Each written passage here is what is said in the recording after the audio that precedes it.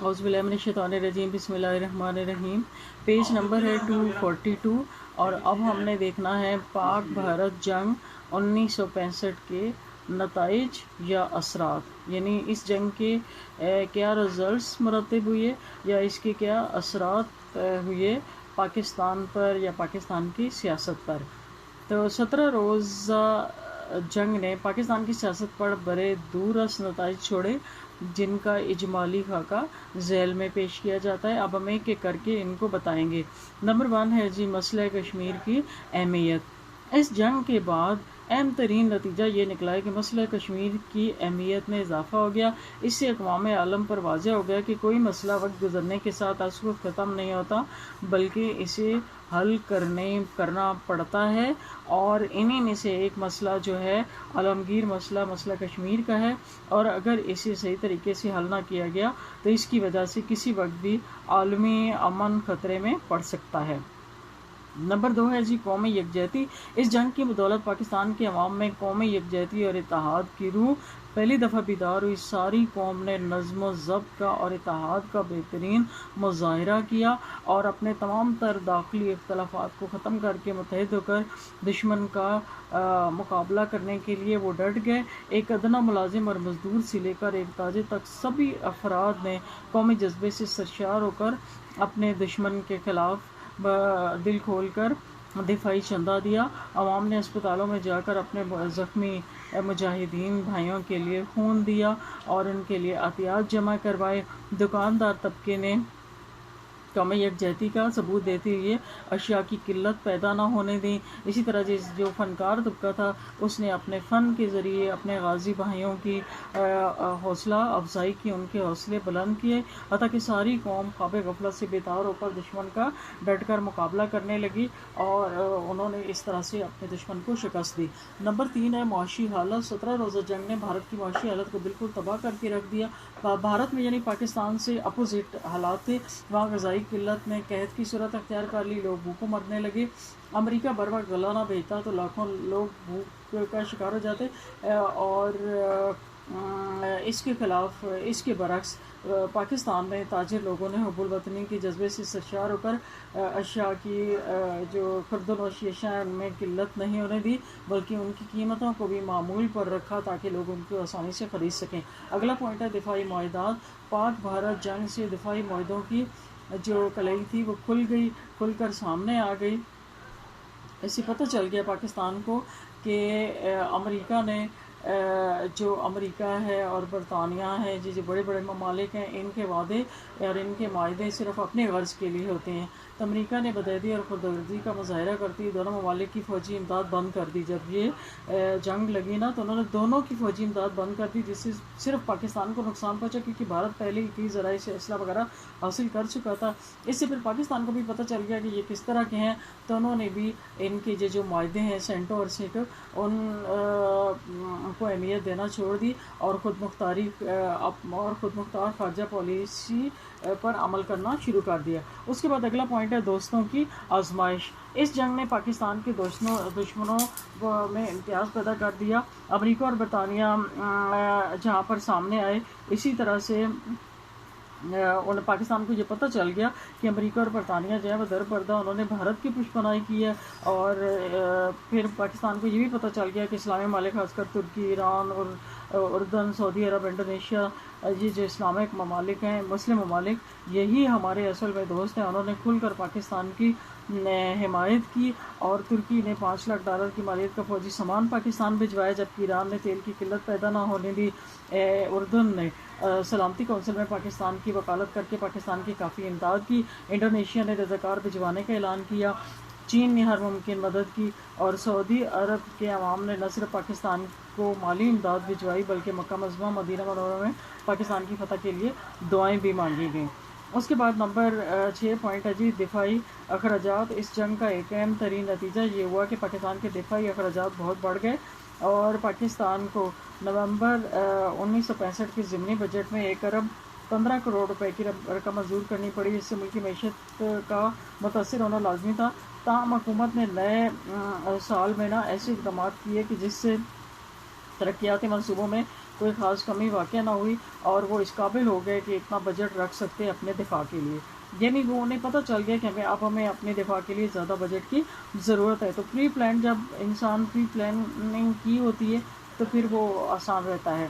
اگلا ہے جی اعلان تاشکند۔ جنگ بندی کے بعد بھی پورے 4 ماہ تک دونوں ممالک کی فوجیں آمنے سامنے مورچوں پر ڈٹی رہیں، گاہے بگاہے فائر بندی کی خلاف ورزیاں ہوتی رہیں، دوبارہ جنگ چھڑ جانے کا خطرہ موجود تھا۔ چنانچہ اس کشیدگی کو ختم کرنے کے لیے روس کے وزیر اعظم نے دونوں جو تھے پاکستان کے صدر ایوب خان اور بھارتی وزیر اعظم کو تاشکند یعنی روس میں آنے کی دعوت دی۔ یہ دونوں سربراہ اپنے اپنے وزرائے خارجہ کے ساتھ تاشکند پہنچے اور وہاں پر یعنی بات چیت ہوتی رہی، لیکن 9 جنوری 1966 تک دونوں وقت اپنے اپنے موقف پر ڈٹے رہے۔ پاکستان یہ چاہتا تھا کہ کشمیر کا مسئلہ ایک متنازع مسئلہ ہے اور اسے اقوام متحدہ کی قراردادوں کے ذریعے حل کیا جائے اور لوگوں کو ان کی حق رائے دیا جائے، لیکن بھارت کا یہ موقف تھا کہ کشمیر کا مسئلہ کوئی کشمیر نہیں ہے اور اسے اگنور کر کے دونوں ممالک کے درمیان میں خوشگوار تعلقات پیدا کیے جائیں۔ چنانچہ دنیا کو یہ نظر آ رہا تھا کہ اس کانفرنس کا کوئی حتمی طور پر نتیجہ نہیں نکلے گا، لیکن 10 جنوری 1966 کو ایک ڈرامائی انداز میں ایک یہ مشترکہ اعلان جاری ہوا جس کو اعلان تاشکند کہا جاتا ہے، جس کی روح سے طے پایا کہ دونوں ہمسایہ ممالک پرامن دوستانہ تعلقات کو فروغ دیں گے۔ نمبر 2 ہے جی دونوں ممالک کی افواج 15 جنوری 1966 تک ان مقامات سے واپس چلی جائے گی۔ پھر دونوں ممالک کے تعلقات ایک دوسرے کے داخلی معاملات میں دخل نہ دینے کے اصولوں پر استوار کی جائیں گے۔ دونوں ممالک ایک دوسرے کے خلاف پروپیگنڈے سے گریز کریں گے۔ دونوں ممالک کے درمیان سرحدی رکاوٹ بحال کر دی جائیں گے۔ دونوں ممالک اپنے اقتصادی، تجارتی اور ثقافتی تعلقات اور مواصلات کی بحالی کے لیے اقدامات کریں گے۔ دونوں ممالک کے سربراہ اپنے اپنے افسروں کو جنگی قیدیوں کے تبادلے کے انتظامات کرنے کی ہدایات دیں گے۔ دونوں ممالک ناجائز تارکین وطن کی بے دخلی اور مہاجرین کے مسائل پر بات چیت جاری رکھیں گے اور دونوں ممالک اہم امور کے مطابق اعلیٰ سطح کی باہمی ملاقاتوں کا اہتمام کرتے رہیں گے۔ اعلان تاشکند کی روح سے مقررہ مدت کے اندر دونوں ممالک کی فوجیں اسی پرانی پوزیشن پر واپس آ گئیں، قیدیوں کا تبادلہ کر لیا گیا، دونوں ممالک کے درمیان سفارتی تعلقات بحال ہو گئے اور مخالفانہ پروپیگنڈا ختم ہو گیا، مگر بنیادی مسئلہ یعنی یہ مسئلہ کشمیر وہ جوں کا توں رہا۔ تحریک جمہوریت کا قیام۔ فروری 1966 میں لاہور میں پاکستان کی حزب مخالف کی تمام سیاسی جماعتوں کی ایک کانفرنس منعقد ہوئی جس میں متفقہ فیصلہ کیا گیا کہ ملک میں جمہوریت کی بحالی کے لیے مشترکہ جدوجہد کا آغاز کیا جائے۔ چنانچہ 1967 میں 5 جماعتوں کونسل، مسلم لیگ، جماعت اسلامی، قومی جمہوری محاذ، عوامی لیگ اور نظام اسلام پر مشتمل تحریک جمہوریت پاکستان کے قیام کا اعلان کیا گیا۔ اس تحریک نے عوام کو بیدار کرنے اور جمہوریت کی بحالی کے لیے عوامی مہم کا آغاز کیا۔ اس کے بعد اگلا پوائنٹ ہے جی عوامی تحریک کا آغاز۔ 1968 میں حکمران جماعت کنونشن لیگ نے یہ پروپیگنڈا کرنا شروع کیا کہ صدر ایوب خان کے دور اقتدار میں پاکستان میں زبردست ترقی ہوئی ہے اور پاکستان ایشیا کا دوسرا جاپان بن چکا ہے، ملک میں خوشحالی کا دورہ ہوا ہے، اور چنانچہ ان دعووں کے ثبوت کے لیے 1968 میں سرکاری سطح پر عشرہ ترقی منانے کا اہتمام کیا گیا۔ ملک کی طول و عرض میں سرکاری طور پر تقاریب منعقد کی گئیں جن میں ایوب خان کو خراج تحسین پیش کیا جانے لگا۔ ترقی کی ایک ریل گاڑی کراچی سے پشاور تک چلائی گئی جس میں اہم مقامات پر ایوبی دور کے ترقی کے مناظر عوام کو دکھائے گئے۔ جب اکتوبر 1968 میں ترقی کی یہ تقریبات اپنے عروج پر پہنچی تو عوام کی سینوں میں نفرت کی آگ بھڑک اٹھی، اور کیونکہ عوام کی ضروریاتی زندگی دن بدن مہنگی ہوتی جا رہی تھی، ان کی زندگی بے کیف ہو رہی تھی۔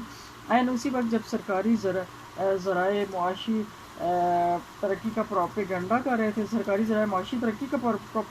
تھے، ملک سے چینی غائب ہو چکی تھی اور عوام کا شدید رد عمل ہوا۔ ایک طرف حکومت کے خلاف مظاہرے شروع ہو گئے جنہوں نے عوامی تحریک کی شکل اختیار کر لی۔ عوامی تحریک کے آغاز میں راولپنڈی ٹیکنیکل کالج کے طلباء نے ایک مقامی مسئلے پر ہڑتال کی، پولیس نے ان پر فائرنگ کر دی اور اتفاق سے مسٹر ذوالفقار علی بھٹو جو 7 سال خود صدر ایوب کے وزیر رہ چکے تھے، انہوں نے بھی اعلان تاشکند کا بائیکاٹ کیا اور پھر وزارت سے بھی انہوں نے استعفیٰ دے دیا تھا۔ انہوں نے کیا کیا کہ طلباء کی کھل کر حمایت کی، طلباء نے ان کا استقبال کیا اور پھر طلباء کو بھی جب ایک مل گیا ایک رہنما تو انہوں نے ہڑتالیں شروع کر دیں اور دیکھتے دیکھتے ہڑتالیں سارے مغربی پاکستان میں پھیل گئیں۔ مسٹر بھٹو نے تیزی سے مختلف شہروں کے دورے کیے اور یہ جو تحریک تھی اس کو پورے پاکستان میں پھیلا دیا۔ اور اس طریق کی وجہ سے پورے ملک کے اندر ایک کیا ہو گیا، بیداری آ گئی، اور حکومت نے تحریک کو سختی سے کچلنے کا فیصلہ کیا۔ 9 نومبر 1968 میں کالج بند کر دیے گئے اور ساتھ ہی مسٹر بھٹو کو گرفتار کر کے 13 نومبر 1968 کو جیل میں بند کر دیا۔ بھٹو کی گرفتاری نے پورے ملک میں آگ لگا دی اور ملک میں ہنگاموں کا نہ ختم ہونے والا سلسلہ شروع ہوا۔ انہیں ایام میں retired air marshal Azhar Khan نے سیاست میں حصہ لینے کا اعلان کیا اور پاکستان کا دورہ شروع کر دیا۔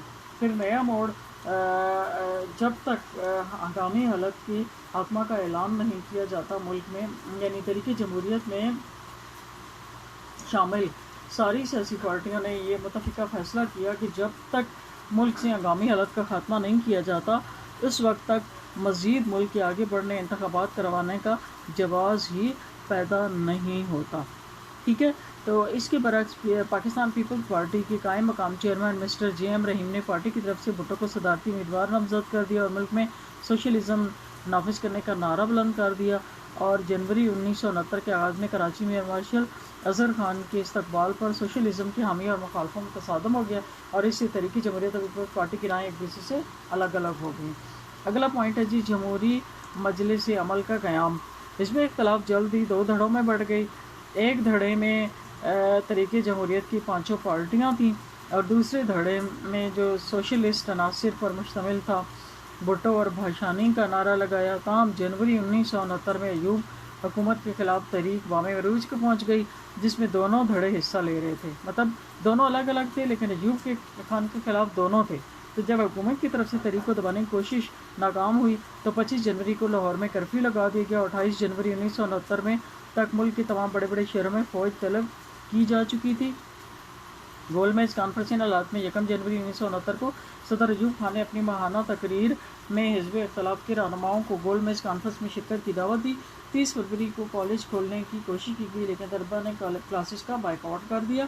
17 فروری 1969 کو گول میز کانفرنس طلب کی گئی لیکن جمہوری مجلس عمل کے سربراہ نواب زادہ نصر اللہ نے مذاکرات کے لیے 3 شرائط پیش کیں۔ کیا مذاکرات کے لیے اس وقت آئیں گے جب ملک سے ہنگامی حالت کا خاتمہ کیا جائے گا، نمبر 2 سیاسی قیدیوں کی رہائی کی جائے گی، اور نمبر 3 ہے کہ بنیادی حقوق کی بحالی کی جائے گی۔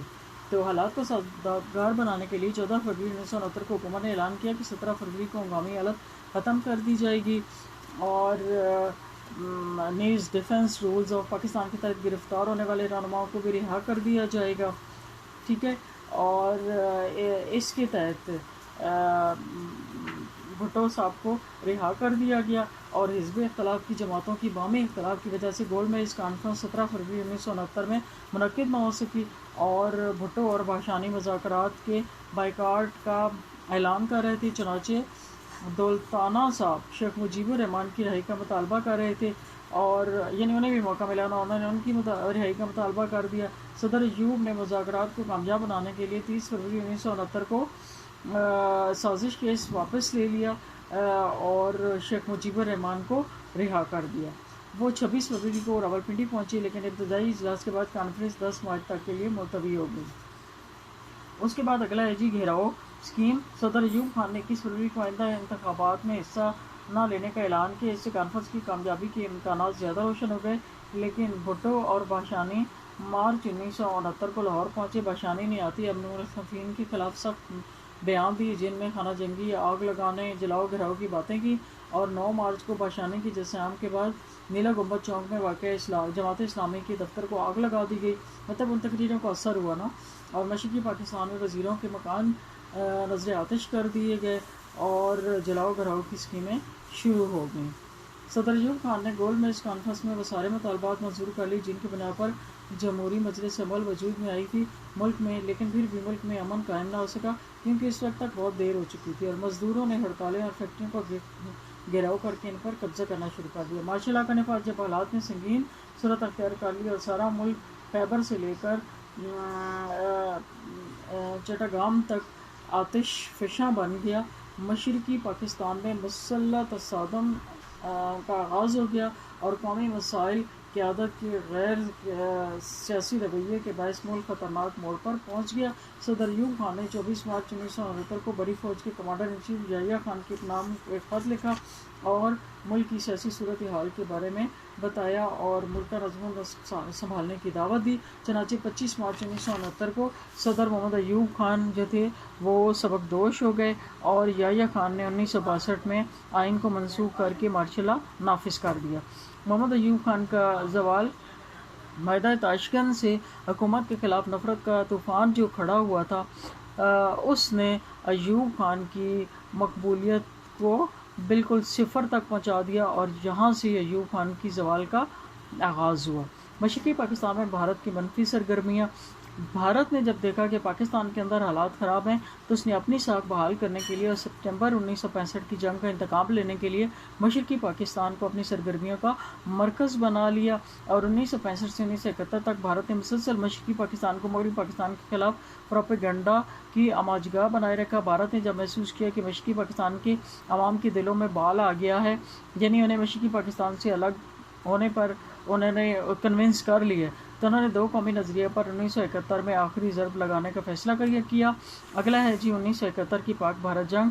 بھارت نے مشرقی پاکستان میں غدار وطن تلاش کر لیے جن میں شیخ مجیب الرحمان سر فہرست تھا۔ مجیب الرحمان نے 6 نکات پیش کیے جن میں مشرقی پاکستان کی علیحدگی کا مطالبہ بھی تھا۔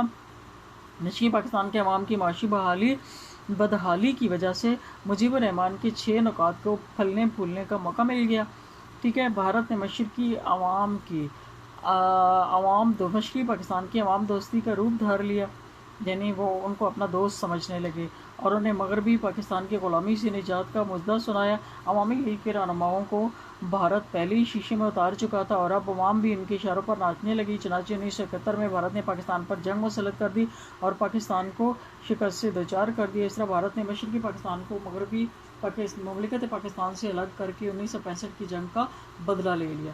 پھر مشرقی پاکستان کی علیحدگی 16 دسمبر 1971 کو بھارتی فوج نے بنگالی فوج اور عوام کے تعاون سے ڈھاکہ پر قبضہ کر لیا اور 90,000 پاکستانیوں کو جنگی قیدی بنا لیا۔ 1971 کی پاک بھارت جنگ کے نتیجے میں پاکستان کا مشرقی بازو کٹ گیا اور بنگلہ دیش کے نام سے قائم ہو گیا اور دنیائے اسلام کی سب سے بڑی اسلامی مملکت اپنی بڑائی سے محروم ہو گئی۔ یعنی اس وقت پاکستان دنیا کا سب سے بڑا اسلامی ملک تھا، لیکن جب مشرقی پاکستان الگ ہوا، بنگلہ دیش بنا، تو پھر وہ پاکستان کا وہ جو تھا ایک سب سے بڑا ہونے کا اعزاز وہ اس سے کھو گیا۔